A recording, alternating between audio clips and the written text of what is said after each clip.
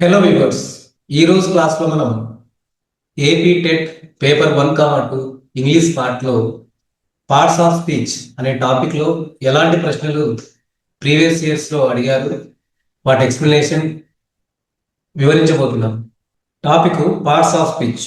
ఇంగ్లీష్లో ఏ సెంటెన్స్ అయినా మనం రాస్తే అందులో ప్రతి పదము ఒక పార్ట్స్ ఆఫ్ స్పీచ్కు చెందుతుంది. ఈ పార్ట్స్ ఆఫ్ స్పీచ్ 8 ఉంటాయి. ఇవి ఇవి వరుసగా noun, pronoun, verb, adverb, adjective, preposition, conjunction, interjection. ఒక్కో దాని గురించి బ్రీఫ్గా తెలుసుకుంటాం. ఫస్ట్ది నౌన్. ఇక్కడ నౌన్ అంటే పేరును తెలిపేది, అంటే naming word. Naming word. Name అంటే ఇక్కడ పర్సన్ నేమ్ కావచ్చు, ప్లేస్ నేమ్ కావచ్చు, ఒక ఐడియా కావచ్చు, right? So name of A place, name of A person are idea. రెండవది ప్రొనౌన్. ప్రొనౌన్ అనేది మనం నౌన్ కి బదులుగా వాడతాం. అంటే it replaces the noun. Replaces the noun. ఇది ఒక అసిస్టెంట్ అనమాట. నౌన్ కి అసిస్టెంట్ ప్రొనౌన్. పేరుకు బదులుగా వాడతాం. ఆమె, అతడు, వాళ్ళు, వీళ్ళు, అది, ఇది. నెక్స్ట్ వర్బ్ అనేది action word. It shows action. Action చెప్తుంది. కొన్నిసార్లు మనకి ఉనికిని చెప్తుంది. అంటే స్టేట్ ఆఫ్ బీయింగ్ అంటాం. State of being. State of being. ఉనికి అంటే మనం ఉన్నది, ఉన్నాడు, ఉన్నవి, ఉన్నారు, ఈజ్, యామ్, ఆర్, వస్, వర్, బీ, ఇవన్నీ కూడా ఏమవుతాయంటే స్టేట్ ఆఫ్ బీయింగ్ అవుతాయి, ఉండడం అనేది. యాక్షన్ అంటే గో, వెంట్ కానని, ప్లే, రన్, సింగ్, ఇవన్నీ యాక్టివిటీస్ అన్నమాట. యాక్షన్ చేసే అన్ని కూడా వర్బ్ అవుతాయి. నెక్స్ట్ది అడ్వర్బ్. చాలా చాలా ఇంపార్టెంట్. It describes. ఇది జాగ్రత్తగా రండి. It describes a verb or adjective or another adverb. Or another adverb. Adverb అనేది ఒక వర్బును కానీ, లేదా అడ్జెక్టివ్ కానీ, లేదా ఇంకొక అడ్వర్బును కానీ డిస్క్రైబ్ చేస్తుంది, అంటే వర్ణిస్తుంది. దాన్ని మనం అడ్వర్బ్ అంటాం. Next adjective. అడ్జెక్టివ్ అనేది it describes a noun. It describes noun. It describes noun are pronoun. Noun ని లేదా ప్రొనౌన్ ని డిస్క్రైబ్ చేస్తుంది, అంటే వర్ణిస్తుంది అన్నమాట. నౌన్ ని లేదా ప్రొనౌన్ వర్ణించేది, అంటే ఎలా ఉందని చెప్పేదాన్ని ఏమంటామంటే అడ్జెక్టివ్ అంటాం. ప్రిపోజిషన్. ఇది రిలేషన్ చూపిస్తుంది. నౌన్ కి నౌన్ మిగిలిన వర్డ్స్, లేదా ప్రొనౌన్ మిగిలిన వర్డ్స్. ఒక సెంటెన్స్ లో నౌన్ కి మిగిలిన పదాలకు, లేదా ప్రొనౌన్ కి ఆ సెంటెన్స్ లో ఉన్న మిగిలిన పదాలకు మధ్య సంబంధాన్ని చూపిస్తుంది. It shows relation between noun are pronoun with other words in the sentence. అది ప్రిపోజిషన్. టు అంట, by, it, by, right, on, over, ఇవన్నీ ప్రిపోజిషన్స్ అవుతాయి. కంజంక్షన్. It connects. కనెక్ట్ అనేది, ఇది కంజంక్షన్ అనేది కనెక్ట్ చేస్తుంది. పేరులోనే ఇక్కడ జంక్షన్ ఉంది. It connect. ఇది కనెక్ట్ దేని చేస్తుందంటే వర్డ్స్ ని కానీ, ప్రేజెస్ ని కానీ, క్లాజెస్ ని కానీ కనెక్ట్ చేస్తుంది conjunction. It connects words, phrases, clauses. లాస్ట్ది ఇంటర్జెక్షన్. ఇంటర్జెక్షన్ ఇది ఏం చెప్తుందంటే ఎమోషన్ కానీ, ఫీలింగ్ కానీ తెలుపుతుంది. Emotion or feeling. It shows emotion or feeling. మనం ప్రీవియస్ ఇయర్ క్వశ్చన్స్ లో వీటిపైన పూర్తి క్లారిటీ వచ్చే విధంగా నేను ప్లాన్ చేశాను. అవి 1 by 1 చెప్తాను. Identify the parts of speech. The underline word. She runs every morning. ఇక్కడ సి రన్స్ ఎవ్రీ మార్నింగ్ అనే సెంటెన్స్ లో రన్స్ అనేది ఇచ్చాను. ఆమె ప్రతిరోజు పరిగెత్తుతుంది, ప్రతి ఉదయం పరిగెత్తుతుంది, రైట్? ఇక్కడ రన్స్ అనేది, రన్స్ అంటే పరిగెత్తడం. పరిగెత్తడాన్ని ఏమంటాం? Action word. అది పని. అది పరిగెత్తడం అనేది ఒక పని. కాబట్టి పనిని ఏమంటాం? వర్బ్ అంటాం. So answer B. Identify the part of speech of the underline word. He's brave soldier. He's brave soldier, right?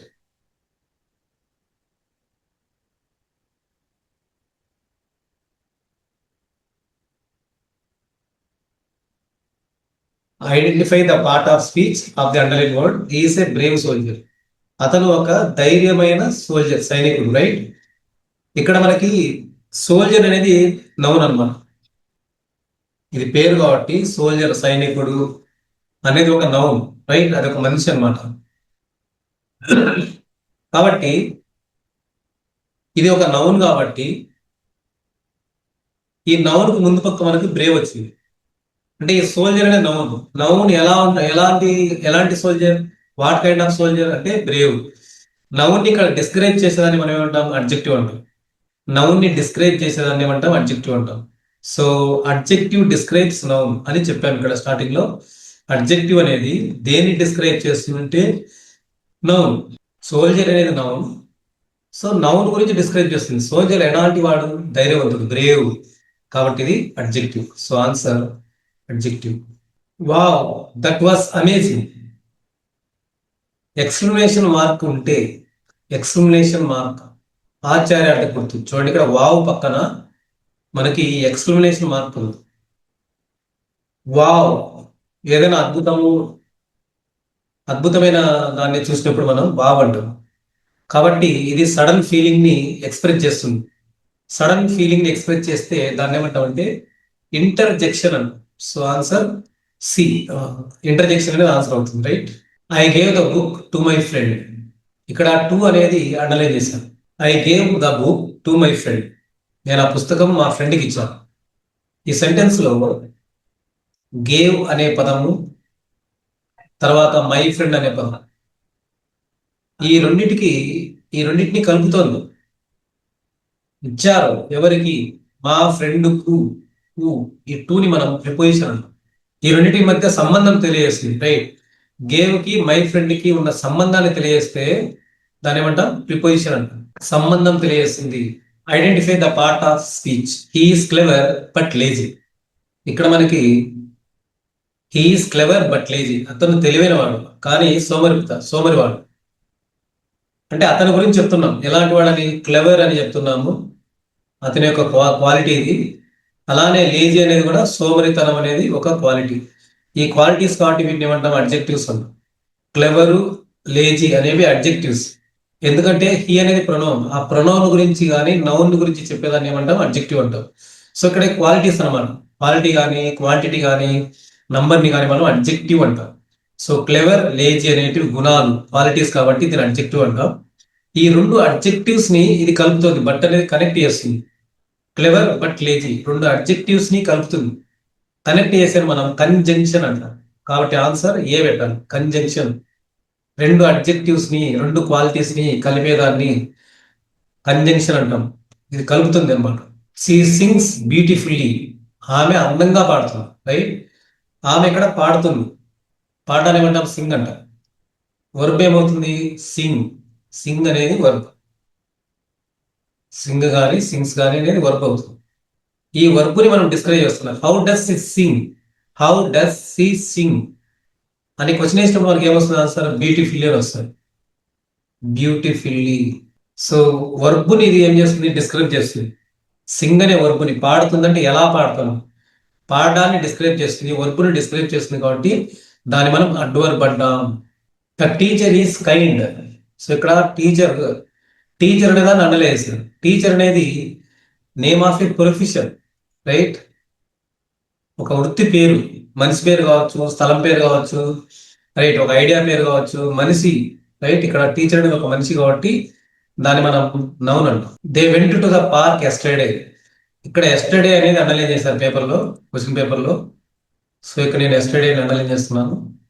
Yesterday అనేది ఏ పార్ట్ ఆఫ్ స్పీచ్ అని అడుగుతున్నారు, రైట్. ఇక్కడ they went to the park yesterday. Yesterday అనేది ఏ ప్రశ్నకి answer వస్తుందంటే when did they go. When did they go, వాళ్ళు ఎప్పుడు వెళ్ళారు. వెన్ డిడ్ దే గో, వాళ్ళు ఎప్పుడు వెళ్ళారు, రైట్. అంటే వెళ్ళడం గురించి క్వశ్చన్ వేస్తుంది.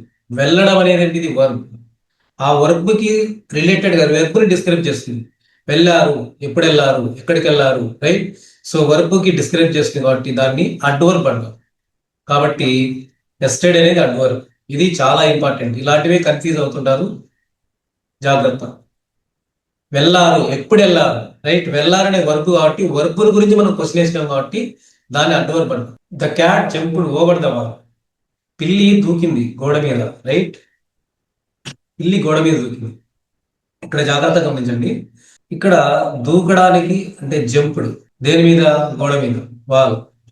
దీని మీద అని వస్తుంది. అంటే ఓవర్ అని రాయొచ్చు, ఆన్ అని రాయొచ్చు. ఓవర్ దాని మీద దూకింది అనమాట. ఇప్పుడు జంపుడు అనేది వర్బ్. వర్బుని ఇది డిస్క్రైబ్ చేయడం లేదు, ఇది రిలేషన్ చూపిస్తుంది, సంబంధం చెప్తుంది. దాని మీద అనే సంబంధం చెప్తుంది, రిలేషన్ చెప్తుంది. కాబట్టి దీన్ని మనం ప్రిపోజిషన్ అంటాం. మీరు ఇక్కడ వర్బ్ గురించి చెప్తుంది కాబట్టి అడ్వర్బ్ అని పెడతారు. ఇక్కడ వర్బ్ని డిస్క్రైబ్ చేయడం లేదు, ఎలా దుంకింది అని అడగడం లేదు. రైట్. ఎలా దుంకింది అని అడగడం లేదు కాబట్టి ఇది అడ్వర్బ్ కాదు. జంపుడ్ అంటే దూకడం. దేని మీద దుంకింది? వాళ్ళ మీద. అంటే వాళ్ళకి జంపుడికి రిలేషన్ చెప్తుంది, డిస్క్రైబ్ చేయడం లేదు. డిస్క్రైబ్ చేస్తే అడ్వర్బ్ అవుతుంది, డిస్క్రైబ్ చేయడం లేదు, సంబంధాన్ని తెలియజేస్తుంది. కాబట్టి ఇది preposition. I have seen that movie twice. Cinema చూశాను 2 సార్లు. రైట్. ట్వైస్. ఇక్కడ చూశాను అనేది వర్బ్, ఐ హావ్ సీన్ ఇదంతా వర్బే అవుతుంది. రైట్. ఇదంతా వర్బే. ఇప్పుడు క్వశ్చన్ వేస్తున్నాం, ఎన్నిసార్లు చూసావు movie? How many times have you seen that movie? ఎన్నిసార్లు చూసామని క్వశ్చన్ కదా. దీన్ని క్వశ్చన్ మనం ఎన్నిసార్లు అంటే ఏమొచ్చింది ఇక్కడ? ట్వైస్, 2 సార్లు అని వస్తుంది. అంటే మనం వర్బుని క్వశ్చన్ చేస్తున్నాం, వర్బుని మనం క్వశ్చన్ చేస్తున్నాం, వర్బుని డిస్క్రైబ్ చేస్తున్నాం. చూశారు ఎన్నిసార్లు అంటే వర్బుని మనం డిస్క్రైబ్ చేస్తున్నాం కాబట్టి అది ఏమవుతుందంటే అడ్వర్బ్ అవుతుంది. ఇది చాలా important question. The weather is very hot today. The weather is very hot today. వాతావరణం చాలా వేడిగా ఉంది. రైట్. ఇప్పుడు ఇక్కడ వాతావరణం ఎలా ఉంది? హౌ ఈస్ ద వెదర్ అంట question. How is the weather, how is the weather. దానికి ఆన్సర్ చెప్తాం హాట్ అన్నా ఉంటుంది. ఈ హాట్ ని మనం అడ్జెక్టివ్ అంటాం. ఈ హాట్ ని మనం ఏమంటాం అంటే అడ్జెక్టివ్ అంటాం. ఎలా ఉంది అనేది డిస్క్రైబ్ చేస్తుంది. వాతావరణం అనే నౌన్. ఈ వాతావరణం ఎలా ఉంది అంటే దాని నౌన్ డిస్క్రైబ్ చేస్తుంది ఏమంటాము? అడ్జెక్టివ్ అంటాం. ఇక్కడ హాట్ అనేది అడ్జెక్టివ్. మళ్ళీ ఎంత వేడిగా ఉంది? How hot it is. How hot the weather is. Right. How hot the weather is. వేడి అంటున్నాం, ఎంత వేడి అంటే చాలా వేడి కాబట్టి వెరీ అని రాస్తాం. అంటే హాట్ అనేది అడ్జెక్టివ్, ఆ అడ్జెక్టివ్ ని ఇంకా డిస్క్రైబ్ చేస్తుంది, ఎంత వేడి డిస్క్రైబ్ చేస్తుంది. కాబట్టి వెరీ అనేది ఏమవుతుందంటే అడ్వర్బ్ అవుతుంది. అడ్జెక్టివ్ ని డిస్క్రైబ్ చేసేదాన్ని ఏమంటాం? అడ్వర్బ్ అంటాం. సో అడ్వర్బ్ అనేది ఎవరెవరిని డిస్క్రైబ్ చేస్తుందంటే అడ్జెక్టివ్ ని డిస్క్రైబ్ చేస్తుంది, వర్బును డిస్క్రైబ్ చేస్తుంది, ఇంకొక అడ్వర్బ్ ని కూడా డిస్క్రైబ్ చేస్తుంది. ఇది చాలా చాలా ఇంపార్టెంట్, గుర్తుపెట్టుకోండి. ఇక్కడ హాట్ అనేది అడ్జెక్టివ్, దాన్ని డిస్క్రైబ్ చేస్తుంది అడ్వర్బ్. So answer adverb.